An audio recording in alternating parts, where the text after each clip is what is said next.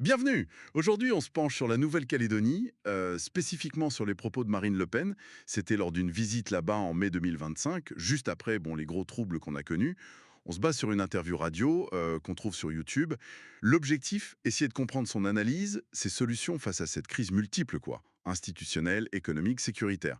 Et d'emblée, il y a un truc qui ressort fort, c'est l'urgence économique, le péril économique et budgétaire.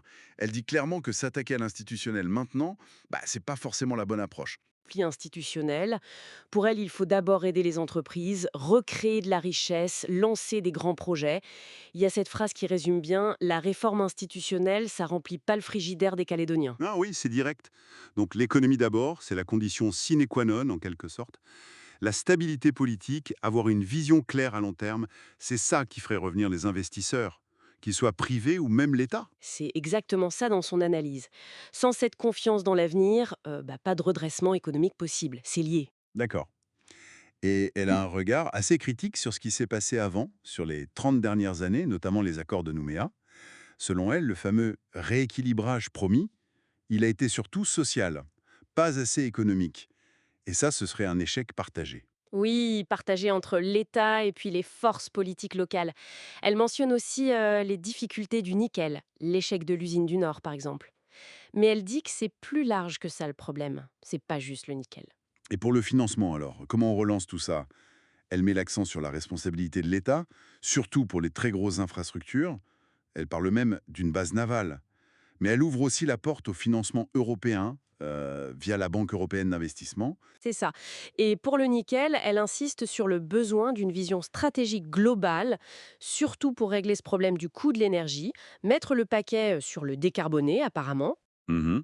Et c'est seulement après tout ça, cette base économique, qu'elle en vient à l'institutionnel.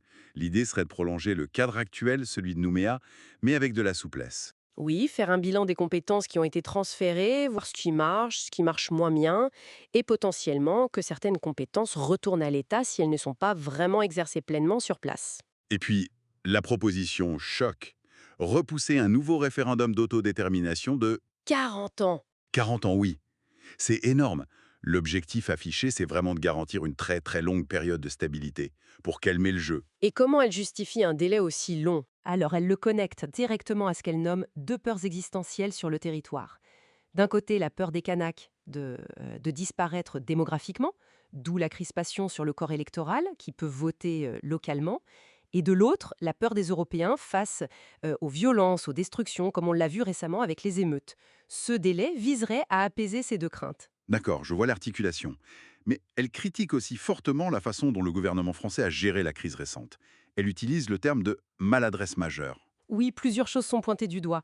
Le choix de certains interlocuteurs pour négocier, le fait d'avoir maintenu le troisième référendum alors qu'il y avait le Covid et le boycott indépendantiste, et surtout ce vote sur le dégel du corps électoral. Jugé précipité. Juste avant les Jeux Olympiques en plus. Et exactement. Pour elle, c'était voter ça sans avoir vraiment les moyens d'assurer la sécurité derrière. Et ça aurait mis le feu aux poudres. Elle pense que cette question du corps électoral, ça aurait dû faire partie d'un paquet global, d'un accord plus large. Pas être traité comme ça séparément. Voilà. Le faire comme ça, c'était se priver d'un levier de négociation important, une énorme maladresse, dit-elle, qui viendrait d'une méconnaissance de la situation locale et peut-être d'une certaine naïveté. Croire que 3 référendums allaient suffire à clore le débat pour toujours. Et elle-même, elle veut jouer un rôle dans la suite? Ah oui, clairement. Elle demande à être invitée par le président Macron aux futures discussions. Elle met en avant le poids électoral de son parti sur le territoire. Elle cite ses 40% à la présidentielle là-bas et le fait qu'ils ont un projet à proposer. D'accord. Et au-delà de l'institutionnel pur, elle a un message plus général alors? Oui, elle appelle à sortir de ce qu'elle appelle une cage, une sorte de paresse intellectuelle. Ne pas tout réduire à pour ou contre l'indépendance. L'urgence, selon elle, c'est de s'attaquer aux problèmes très concrets.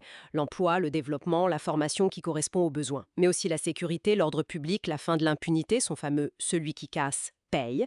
Et même le potentiel géostratégique, avec cette idée de base navale qui revient. Bon, on a fait un bon tour de ses propositions et de son analyse.